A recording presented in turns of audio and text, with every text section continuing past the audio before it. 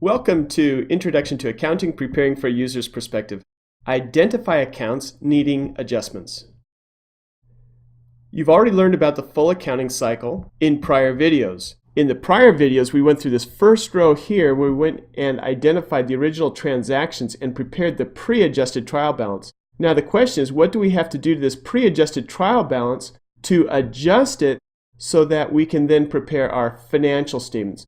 We are sitting right here on the identification process of identifying accounts needing adjustment. This is another way of looking at that same cycle. We've already gone through this cycle once with the original transactions. Now we're going to go through round two, where we're going to go through those same steps, but dealing with adjusting entries. We'll need to identify the accounts needing adjustment. Once we identify them, we'll analyze them, record them, post them to the ledgers, and prepare an adjusted trial balance, which we'll use to prepare the financial statements.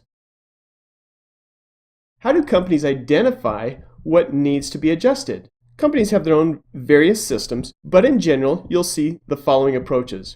One, they create a checklist of common adjusting entries, which enables them to remember to accrue interest on note payable, adjust prepaid expenses for the portion used up, count inventory and make appropriate adjustments, estimate the realizable value of their accounts receivable, etc., etc., etc. So there's a big long checklist. They work through that list to make sure they don't forget to adjust any account. Because if you forget to adjust an account, that account and the related accounts will either be over or understated, thus misstating the financial statements as a whole.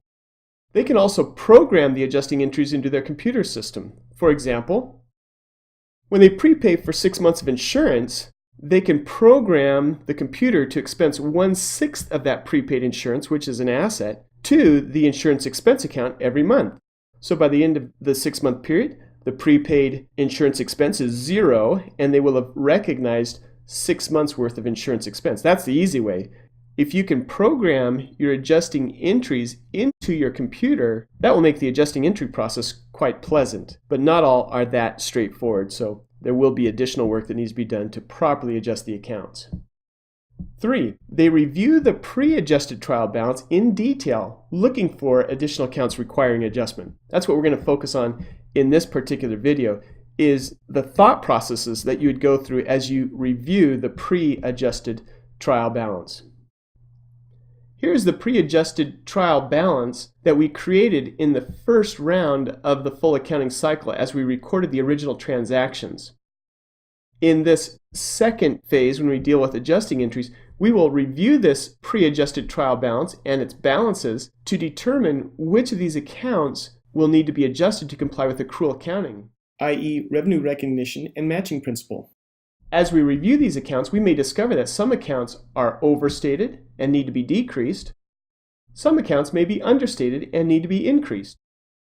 In addition, some adjustments may result in accounts being added to the list because their pre-adjusted balance was 0. For example, you don't see any interest expense here, but since you have a note payable, the adjusting entry to accrue interest expense will result in an interest payable and an interest expense account, which currently isn't on the list. That may result in some accounts being added. What we're now going to do is go through each of these accounts one by one and talk about potential processes for coming up with the proper adjusting entries. Cash. Perform a bank reconciliation. By performing a bank reconciliation, you'll be able to identify unrecorded interest income, unrecorded deposits, bank errors which could increase or decrease the account balance, company errors that we've made on our own accounts that we need to adjust to increase or decrease our cash, unrecorded interest expense, unrecorded bank service charges, unrecorded NSF, that's non-sufficient funds, that's a bounced check, and fees, and unrecorded check printing fees. By going through the bank reconciliation, we could properly adjust the cash account, and some of these other accounts will also be adjusted because, as you recall, any journal entry will have a debit side and a credit side. Marketable equity securities. To adjust marketable equity securities, one thing you might do is obtain the current market values of the marketable equity securities to identify unrealized gains or unrealized losses. This is one situation where you can actually write up the value of this asset, and if the value has gone down, you would have to write it down and record a related unrealized gain or loss. Accounts receivable. you need to estimate the collectability of accounts receivable to identify necessary adjustments related to uncollectible accounts. So although people said they promised to pay you $1,000, what if you think that you'll only collect $800? So you'd have to create an allowance for $200 to write this down to only $800. Finished goods inventory. You'll need to evaluate and count the company's inventory to identify unrecorded sales, unrecorded theft, unrecorded damage, errors either in the cost or in the units, obsolescence because maybe the value's dropped. In US GAAP, inventory is accounted for at the lower of cost or market, which we'll discuss in a later accounting course if you choose to major in accounting. Misapplication of manufacturing costs. If this were a manufacturer, all the overhead costs of creating inventory would need to be applied properly to the inventory. And unrecorded purchases on account.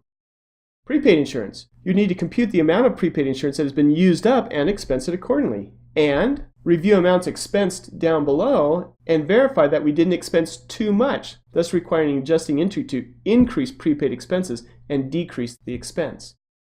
Equipment and building. Determine the amount of depreciation that should be recognized on the equipment and on the building so that part of this could be effectively expense and you'd have a depreciation expense down below. Determine whether the equipment or building has been permanently impaired and needs to be written down. Accounts payable. Determine whether any accrued expenses need to be recognized. Any unrecorded inventory purchases need to be recorded. Commissions payable. Determine whether any sales have been recognized for which the commission has not yet been recognized. Utilities payable. Determine whether any utilities have been received and not yet been recognized. Notes payable. Determine the amount of interest that should have been accrued and adjust accordingly. Capital stock. Ensure all issued and outstanding stock has been properly accounted for. Dividends.